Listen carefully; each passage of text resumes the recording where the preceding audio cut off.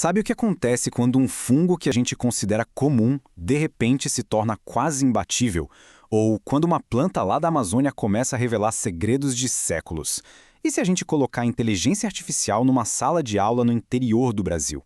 Hoje, a gente vai mergulhar numa coletânea de pesquisas que está bem na vanguarda da ciência brasileira para tentar achar essas respostas. Pois é, essa é a grande pergunta, né? De micro-organismos que simplesmente não respondem mais a medicamentos, até os enormes desafios de usar tecnologia na educação. A ciência moderna é super diversa. Essa nossa análise vai fundo em alguns desses campos, para a gente entender até onde o conhecimento já chegou. E o nosso guia nessa jornada é a coletânea Ciência em Foco, volume 16, da Pantanal Editora. Ela foi publicada em 2025 e reúne vários estudos, dando para a gente um verdadeiro retrato do que se tem produzido de ciência no Brasil hoje. Vamos começar a desvendar o que ela nos revela. Então, nosso passeio por essa coletânea vai nos levar a 4 áreas bem importantes. A gente começa no mundo microscópico da saúde. Depois, vamos explorar a sabedoria ancestral sobre as plantas. Daí damos um salto para a tecnologia na educação e, por fim, a gente vai ver como a ciência está transformando o campo. Bom, nossa primeira parada é nesse mundo que a gente não enxerga, o dos micro-organismos. E é aqui que os cientistas estão travando uma batalha bem urgente contra inimigos que, olha, estão evoluindo mais rápido que as nossas defesas. O primeiro capítulo da coletânea mergulha de cabeça nos mecanismos de resistência em Candida sp. O estudo mostra como esse fungo, que é super comum, está desenvolvendo verdadeiros superpoderes contra os nossos remédios. O principal truque dele é formar biofilmes, que funcionam como escudos protetores, sabe? E isso torna as infecções bem mais difíceis de tratar.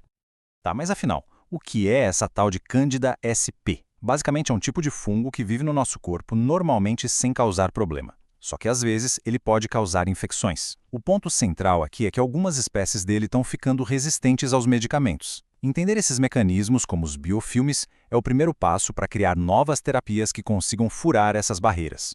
E olha que interessante. Se no laboratório a briga é contra a evolução de um fungo, na floresta a ciência busca respostas na evolução do conhecimento humano. Vamos agora para um campo onde o saber tradicional e a pesquisa moderna se encontram. Aqui, a coletânea nos mostra duas formas bem fascinantes de olhar para o mesmo tema. As plantas medicinais. De um lado, em Mato Grosso, uma pesquisa foi a campo, com entrevistas e questionários para mapear o conhecimento imenso que uma comunidade tem sobre a flora local. Ao mesmo tempo, outro estudo focou em uma única planta, o angico, para testar e validar cientificamente o seu uso popular lá no laboratório. O que une esses dois trabalhos, no fim das contas, é o respeito. Em vez de começar do zero, os cientistas partem do que as pessoas já sabem. Eles mostram que ouvir as comunidades não é só uma questão social, mas é também uma estratégia muito inteligente para acelerar a descoberta de novos remédios na nossa biodiversidade. Desse conhecimento que passa por gerações, a gente dá um pulo para uma tecnologia que está redesenhando o nosso futuro.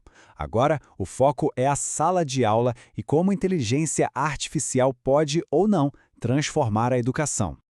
O capítulo 3 encara uma das questões mais quentes do momento, a inteligência artificial na educação básica. Mas o estudo não fica só no oba-oba.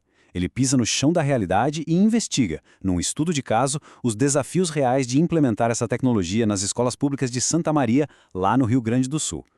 Então, a pergunta que o estudo tenta responder é: como que a IA pode, de fato, transformar a educação pública? A pesquisa aponta que o maior desafio talvez não seja a tecnologia em si, mas a falta de treinamento para os professores e a baita desigualdade no acesso digital entre os alunos. Por isso, o trabalho sugere como solução a capacitação dos professores e políticas de inclusão digital.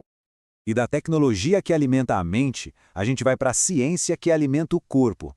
Nossa última parada é no campo, para entender como a pesquisa ajuda a garantir a comida que chega na nossa mesa. Olha, o quinto capítulo pode até parecer bem específico à primeira vista. Ensaio de competitividade de diferentes cultivares de alface americana.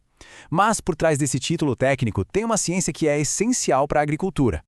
Mas o que é um ensaio de competitividade? Pensa assim, é como se fosse uma competição. Os cientistas plantam diferentes tipos de alface, lado a lado, nas mesmas condições, para ver qual delas é a campeã. Qual cresce mais, qual é mais forte contra pragas, qual produz mais. É a ciência trabalhando para garantir que a gente tenha alimentos de um jeito mais eficiente e seguro. Chegando ao final dessa análise, uma coisa fica muito clara, né? A amplitude da ciência. A gente viajou da escala de um fungo microscópico até a imensidão da floresta, do saber ancestral sobre plantas até as tecnologias mais recentes de inteligência artificial na educação.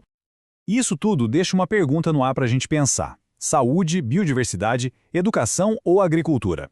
Todas são cruciais, claro, mas qual delas vai ter o poder de transformar mais profundamente a nossa sociedade nos próximos anos? A resposta, quem sabe, está justamente na conexão entre todas elas.